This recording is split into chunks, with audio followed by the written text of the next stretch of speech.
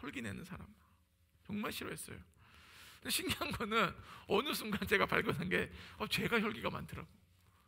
나는 그렇게 싫어해가지고 난 피해 다녔거든요. 그러니까 어느 정도 하면은 여기 있는데 사르미 정도에서 사람이 딱 혈기 내는 사람이 벌써 딱 등장하면은 벌써 싫어. 신기하죠? 그냥 싫어. 그러면서 나도 모르게 뒷걸음 쳐지고 그 사람이 막 가까이 오려고 그러면 막 심장이 두근두근대고 막 그러는 거예요. 근데 알고 봤더니 내가 혈기가 있는 거예요. 정말 그때 마음이 너무 아프더라고요. 제가 가장 싫어하는 모습을 내가 간직했다라는 걸 알았을 때 그 비참함, 그 좌절, 그 낭망, 내 자신에 대한 혐오까지 갈 정도로 막 억장이 무너지는 거예요. 그럼에도 불구하고 여전히 나는 혈기 있는 사람이 싫은 거예요. 막 나도 모르게 피해 다녀 막. 그리고 막 혈기 있는 게 조금만 보이면은 관계를 맺기 싫어요. 친구도 하기 싫고 다 싫어.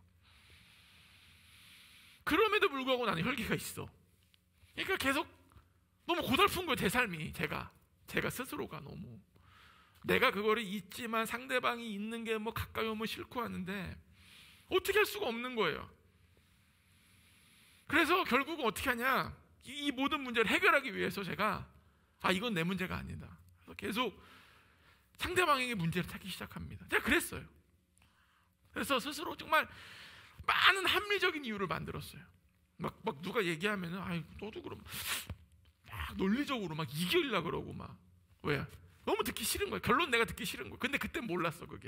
그때는 내가 듣기 싫은 게 문제가 아니라 그 사람이 그 사람 너무 많은 거죠. 혈기인 사람 다니까 너무 힘든 거예요. 그리고 누군가 나에게 어떤 사람이 혈기 많다는 얘기를 하면 너무 기쁜 거야. 그래, 너도 느꼈니? 야, 그 사람하고 상종하면 안 된다. 혈기 장난 아니다. 근데 어느 순간 내가 혈기가 있어. 근데 그렇게 살다 보니까 너무 힘든 거예요. 그래서 제가 그때 상처 치유적을 좀 봤어요. 상처 치유적을 좀 봤는데 뭐 공통적으로 하는 얘기 중에 하나가 뭐냐면은 내가 싫어하는 그 상대방의 모습이 내 안에 있다는 거예요. 계속. 난 믿을 수가 없는 거야. 말도 안 돼. 그러면서 나는 암묵적으로 내 혈기가 있다는 거는 난 스스로 합리화해. 나는 저 사람 정도는 아니야. 저 사람 정도는 아니지 않나 내가? 난 저런 이유로 혈기가 내지 않지. 막 합리적인 이유를 찾다가 중요한 건 뭐냐면은 제가 자유케 되고 좋아지는 게 중요한 게 아니라 하나님이 제가 자유하길 원하셨던 거예요. 거기서부터 시작됩니다. 그러니까 내가 뭘 원해서가 아니에요. 우리 인생은 자꾸 내가 뭘 원해서 끌고 가려고 그러는데 하나님이 나를 자유케 하기 원하셨어요. 그래서 어느 순간 제 자신을 똑바로 보게 된 거예요. 내가 누군가를 딱 보니까 내 안에 있는 것이 상대방과 계속 부닥치는 거였더라고요.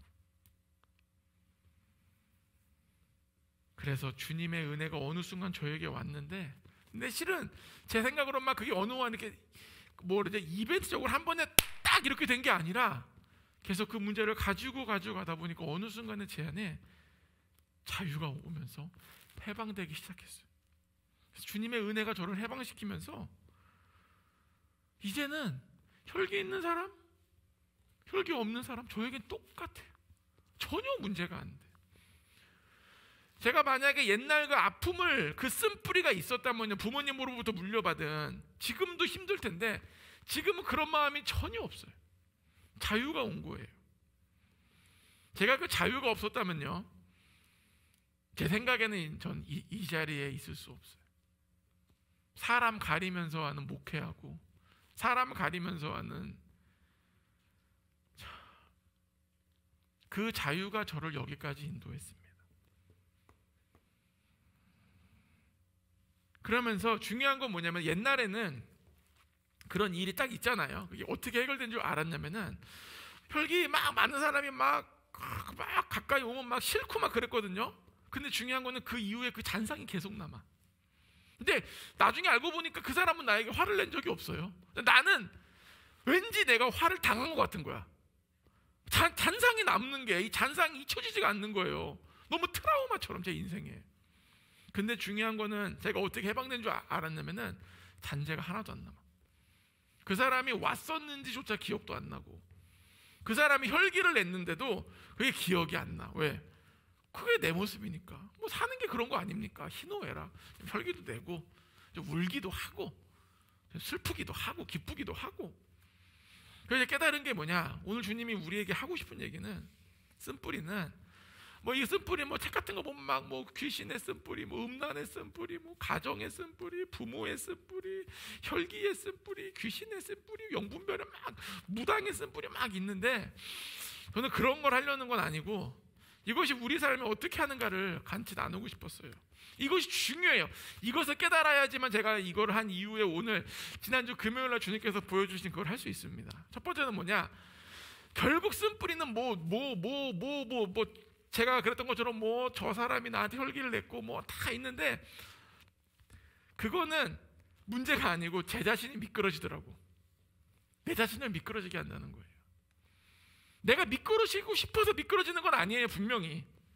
그런데 내가 미끄러져요. 근데 중요한 거는 뭐냐? 내가 미끄러지는지 조차 몰라요. 쓴뿌리가 있을 때는 정말 무섭더라고. 내가 그렇게 하고 다니는 걸 나는 몰라요. 왜? 내 쓴뿌리가 있으니까. 그러면서 내 안에 엄청난 정당성이 막 부여집니다. 예를 들어 지금 저에게 쓴뿌리가 있는 분은요, 제가 여기서 아무리 성경의 진리를 얘기해도 듣기 싫어요. 머리로 나 맞는 소리야. 근데 마음으로는 받아들이지 못합니다. 그렇게 무서운 거예요, 쓴뿌리를. 어느 선교사님이 그런 얘기를 하더라고. 자기가 몇십 년 동안 선교지에 사역했는데 이 쓴뿌리가 얼마나 무섭냐면은, 이 쓴뿌리 때문에 예수님을 떠난 사람들이 자기 주변에 허다하대. 그러니까 그분이 그러더라고. 쓴뿌리는 진리까지 버릴 수 있다는 거예요. 그렇게 무섭다 그러더라고. 뭐 저는 그렇게 무섭은 건 왜? 예수님은 해결책이 있습니다. 그래서 이 미끄러진다는 걸 어떻게 얘기해야 되냐면은, 내 방식대로 생각하고 내가 느끼는 대로 믿고 막 하다 보니까 이게 지금 내가 미끄러지고 있는지 몰라요. 왜? 저처럼 이 문제가 저 혈기는 저 사람의 문제였던 거예요. 그래서 우리가 그 전인격 집회 같은 거, 성령 집회 같은 거 가잖아요. 우리나라에서 뭐 DTS도 마찬가지고 뭐 UDTS도 마찬가지고, 이런 데 가면은 대부분이 상처 치유라는 이렇게 프로그램이 있습니다. 뭐 모르겠어요. 아버지 학교도 그런 게 아마 있을 거라고 예상을 합니다. 상처 치유가 다 해야지만 건강하게 되기 때문에 상처 치유를 합니다. 우리 상처 치유 받아본 분은 알겠지만 뭐 아기 때, 또는 심지어 어떤 분은 뱃속에서부터 시작해서 학창 시절, 뭐 결혼 생활, 뭐 부모와 관계, 자식과의 관계에서 많은 부분에서 우리가 치유를 받게 됩니다. 그럼에도 불구하고 자유케 되지 못하는 부분이 있어요. 나는 상처 치유를, 저는 주변에 상처 치유 받는 분들을 많이 봤어요. 그리고 상처 치유 한 번이 아니라 뭐 10번 받은 분, 뭐 상처 치유에 관한 책을 많이 본 분들도 몇 번 봤는데, 꼭 그러니까 그게 나쁘다는 건 아닌데 그걸 계속한다고 해서 자유케 되는 건 아닌 것 같아요. 왜냐? 그 상처 치유가 할 수 없는 부분이 뭔지 아세요? 이 자기 합리화라는 구덩이를 파기 시작하면요, 상처 치유가 안 됩니다. 근데 중요한 거는 내가 상처 치유 된 줄 아는 게 더 문제예요. 이제 그때 그 시기까지 도달하면요, 누구도 어떻게 해줄 수가 없어요. 그 구덩이에, 그 말씀을 주면서 제가 본 그림은 구덩이에 딱 사다리가 놓여 있더라고. 사다리가 있어요. 분명히 하나님의 은혜가 있는데, 그 사다리를 내가 타고 올라가냐 아니면은 그냥 있냐는 내 선택이라더라고요. 그 구덩이에서 나오려고 내가 자기 합리화라는 그 내 안에 있는 생각을 내려놓고 주님께 나가야 돼요. 그러면은 자유가 옵니다. 즉 주님과 나만의 다른 모든 세상의 그 잡다한 소리들, 기계 소리들 다 멈추고 그 주님과 나만의 시간이 필요한 부분이 있어요.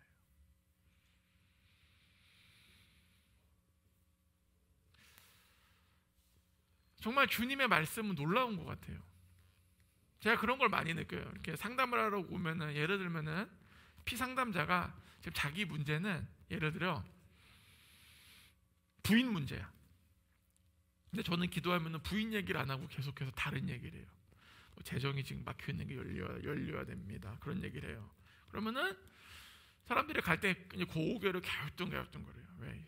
뭐 하는 거야 이게 지금? 나는 지금 부인 때문에 왔는데. 그런 경우가 좀 많은 것 같아요. 왜냐면은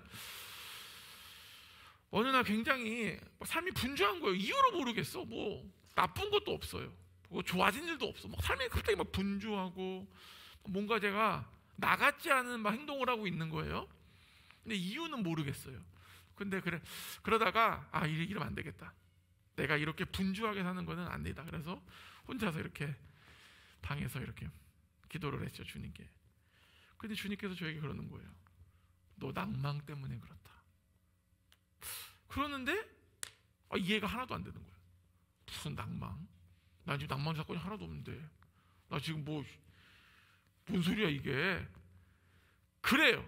그랬는데 더 주님께 기도하니까 그 단어가 제 안에서 살아 움직이기 시작하더라. 우리도 마찬가지예요. 내가 아는 부분이 있다고 해서 그게 사실이라고 믿으면은 주님의 음성을 제대로 들을 수 없어요. 주님이 때로는 우리가 그렇게 다 한다면 주님께 나아갈 필요가 없죠.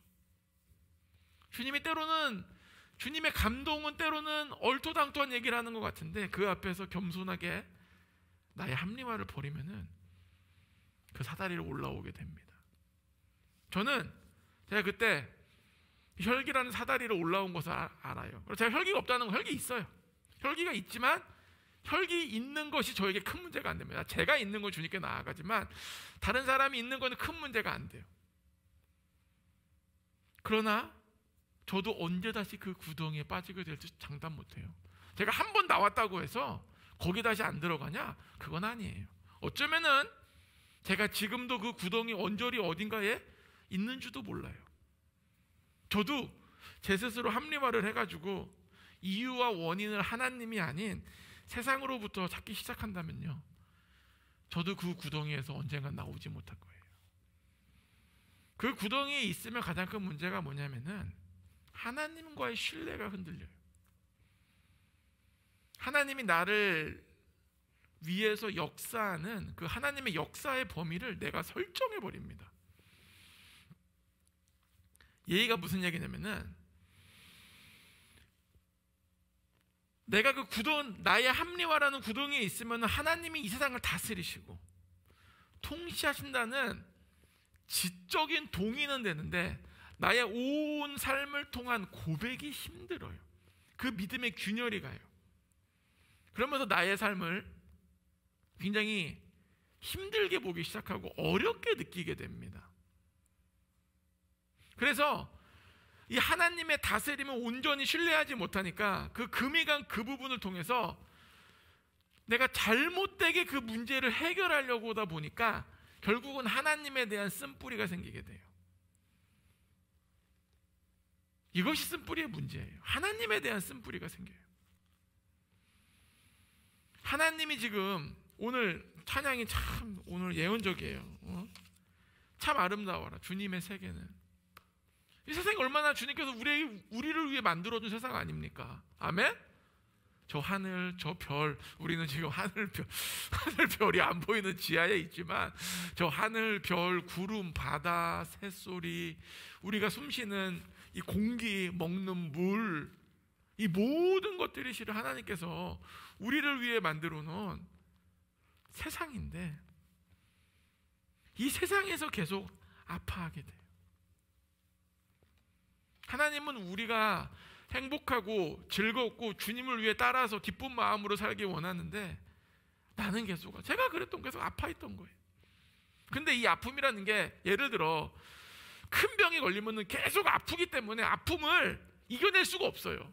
뭐 병원에 가든지 뭐 약을 먹든지 해야 되는데 이 아픔이 계속 있는 게 아니라 있다가 없다가 간헐적으로 등장을 하니까 내가 버팅기더라고요.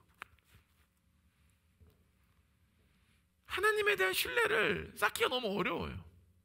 있지만 100%가 안 됩니다. 여러분, 이스라엘 민족이 왜 바알을 섬깁니까? 이스라엘 민족요, 출애굽한 사건 다 알았어요. 이스라엘 민족 유월절, 무교절 지켰어요. 장막절, 초막절 지켰어요. 다 지켜요. 근데 또 바알도 섬기는 이유가 뭐냐? 바알은 천둥, 바람의 신이에요. 그래서 비가 와야지 농작물을 질 수 있는데, 그때가 되면 바알을 섬기고, 수확철에는 또 어떻게 해야 돼요? 아세라를 섬겨요. 아세라가 풍요의 신 아닙니까? 아세라 이렇게 동상 보셨어요? 이 가슴이 한 50개 정도가 막 박혀 있어요. 풍요로 상징한다고. 징그러워 죽겠어 아주. 그걸 좋아가지고 그냥. 그 이스라엘 사람들이 하나님의 역사의 범위를 한정시킨 거예요. 아, 이 파트는 하나님이 안 만져주시는구나. 아, 이 파트는 그냥 방치하시는구나. 그러면은 전쟁의 신 여호와, 전쟁할 때는 여호와, 그래 여호와 니시, 농장은 바알, 농장은 아세라. 이렇게 딱 구분시켜 놓으니까 혼합 종교가 된 거예요. 이스라엘 민족은 하나님을 완전히 떠난 적이 없어요. 계속 섬기긴 섬깁니다. 근데 혼합적으로 섬겨요. 하나님의 역사의 범위를 제한하게 됩니다. 그래도 마찬가지예요. 돈에 상처가 있는 분은 주님이 나에게는 돈은 역사하지 않을 것 같아. 자식과의 문제가 잘 안 되는 분은 주님이 저 자식과의 문제는 이거 주님은 뭐 그런가 보다. 부모님과의 문제가 있는 분은 부모님과의 문제는 역사야 좀 그냥 뭐 버텨야 되겠다. 또 어떤 사람과의 문제가 있는 분은 저 사람과의 문제는 뭐 어떻게 되겠지 뭐. 시부모님과의 문제가 있는 분은 뭐 어떻게 되겠지 뭐. 계속 그러고 있는 거예요. 즉 내가 생각하는 전능한 하나님이 어떤 파트는 전능하지 못하고 어떤 파트는 전능하게 되는 게 똑같은 거예요. 이스라엘 민족과 하나님의 역사와 하나님의 통치를 제한하게 됩니다. 누가? 내가. 상처 때문에 그래요. 이것이 하나님과 나와 쓴뿌리가 생긴 모습이에요. 우리는 쓴뿌리가 아니라 하나님께 맡기면 맡길수록 자유가 옵니다. 주님께 다 맡겨보세요. 그럼 자유가 와요. 제가 이거를 성경적인 원리이기도 하지만 저는 이거를 경험했기 때문에 말씀드리는 거예요. 왜? 나에게 좀 부당한 일이 생겨도 하나님은 아시잖아요. 하나님 모르는 게 뭐가 있어요? 하나님 모르는 게 뭐가 있어요? 내가 지금 실수했을지라도 하나님이 뭐 도와주시겠죠. 실수는 고의가 아니니까. 실수한 걸 어떡해. 내가 어떻게. 세상에 실수 없는 사람이 누가 있어요? 저는 한 명도 본 적 없어. 다 실수가 있어요. 말의 실수, 행동의 실수, 뭐 사건의 실수, 다 실수가 있죠. 운전하다가 우리가 실은 뭐 차 사고 나가지고 이렇게 인사사고 나가지고 안타깝게 돌아가시는 분이 있어요. 근데 실은 그게 마음이 아프고 좀 마음은 그런데 그게 내가 될 수도 있잖아요. 우리가 그렇게 안 될 거라고 누가 장담할 수 있어요? 밤에 가다가 차를 꺾었는데 없는 거야. 가로등이 없고 또 나이 드신 분도 까만 옷을 입고 있었고 꺾으면 안 보여. 근데 꺾었어. 덜커덕 걸었어. 뭐지? 했는데 모르고 브레이크 방향으로 엑셀 살짝 더 밟은 거예요. 사람이 돌아가셨어. 그런 일이 생기면 안 되지만 우리가 그럴 수도 있잖아요. 실수할 수도 있잖아요. 그런 일이 생기면 안 됩니다. 근데 그런 분도 있고. 그러나 우리가 하나님을 섬긴다는 건요, 하나님이 날 위해서 역사해 주실 것을 믿는 거예요. 이 믿음이 없다면 우리는 정말 사는 게 너무 힘들어요. 하나님이 날 위해 역사하면 누가 날 위해 역사해 줄 거냐고, 세상에서. 저는 그걸 믿는 거예요.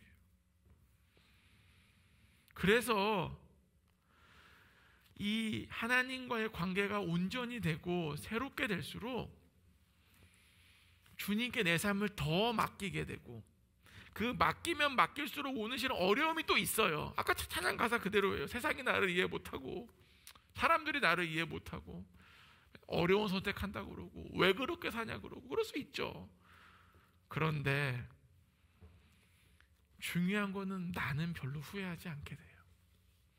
이 길을 가도 남들은 이해 못할 수 있죠. 사도 바울을 누가 이해했겠어요?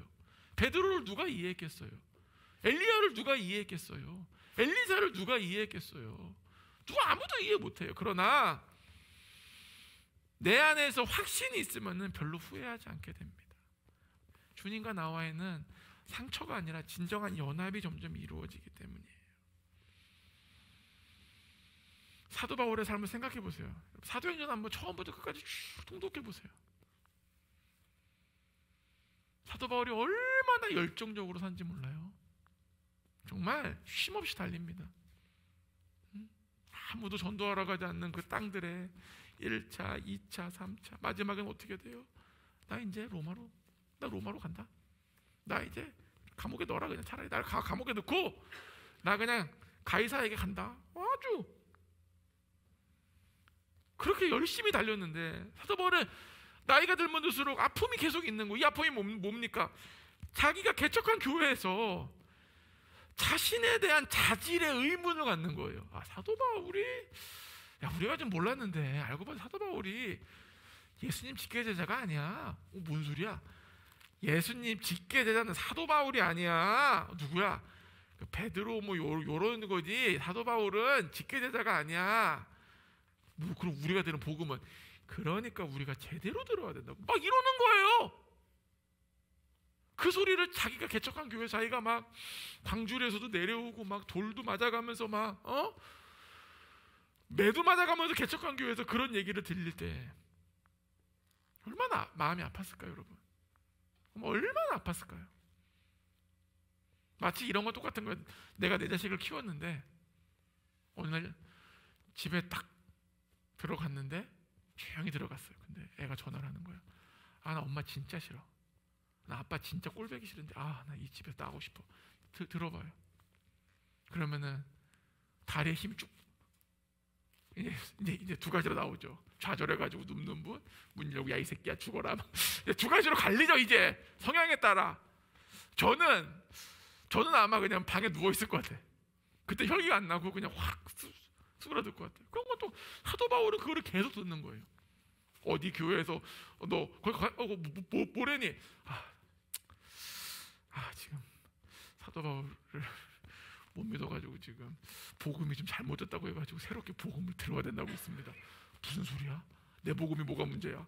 그 얘기를 교회마다 듣고 있는 거예요. 중요한 건 뭔지 아세요?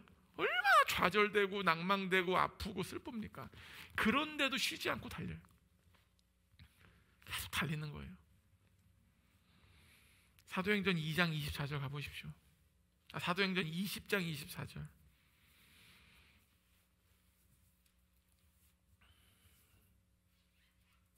사도행전 20장 24절입니다. 제가 읽겠습니다.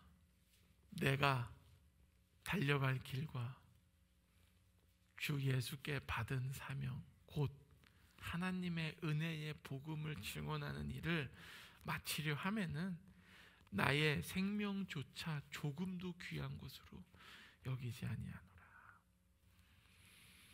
사도 바울이 하나님께 상처가 많으면 정말 많은 사람이 되어야 돼요. 자기 인생 다 바치고 자기가 누릴 수 있는 거를 스스로 포기한 거예요. 스스로 포기했는데 맨날 들리는 소리는 뭐 사도 바울이 뭐 사도가 아니래더라, 뭐 복음이 이상한 걸 가르쳤대더라, 틀렸대더라, 뭐 그런데도 사도 바울은 하나님께 상처가 있는 게 아니라 하나님께 쓴뿌리가 있는 게 아니라 내가 달려갈 길까지 주 예수께 받은 사명고 하나님의 은혜의 복음을 증언하는 일을 마치려 하면은 나의 생명조차 조금도 귀한 것으로 여기지 아니하노라. 사도 바울은 진짜 다 포기한 거예요. 사도 바울만큼 하나님께 상처 많은 사람도 실은 사도 바울이 쓴뿌리 있었으면 엄청났을 겁니다. 때로는 막 하나님 얘기도 하지 마, 예수님 얘기하지 마, 나 지금 그거 들을 수 있는 기분이 아니야, 가만히 좀 내비둘래? 제발 얘기하지 마. 그 이름 부르지 마. 후메네오 이름 부르지 마. 나 진짜 공황이 올 것 같아. 이래야 되는 거예요. 실은 사도 바울이 그랬어야 되는 거예요. 우울증, 공황. 근데 사도 바울은 마지막까지 이런 아름다운 고백을 합니다. 우리 신앙생활의 아름다운 모델을 알려주는 거예요. 왠지 아세요? 생명조차 조금도 귀한 것으로 여기지 아니하노라. 사도 바울은 십자가에 진짜 못 박은 거예요. 그러니까 우리가 얘기하듯이 나 십자가에 못 박았습니다, 나 상처 치유됐습니다, 나 쓴뿌리 없습니다, 이게 아니라 진짜 십자가에 못 박힌 거예요. 상처 치유됐다, 쓴뿌리 없다는 거는 삶이 증명하는 거예요.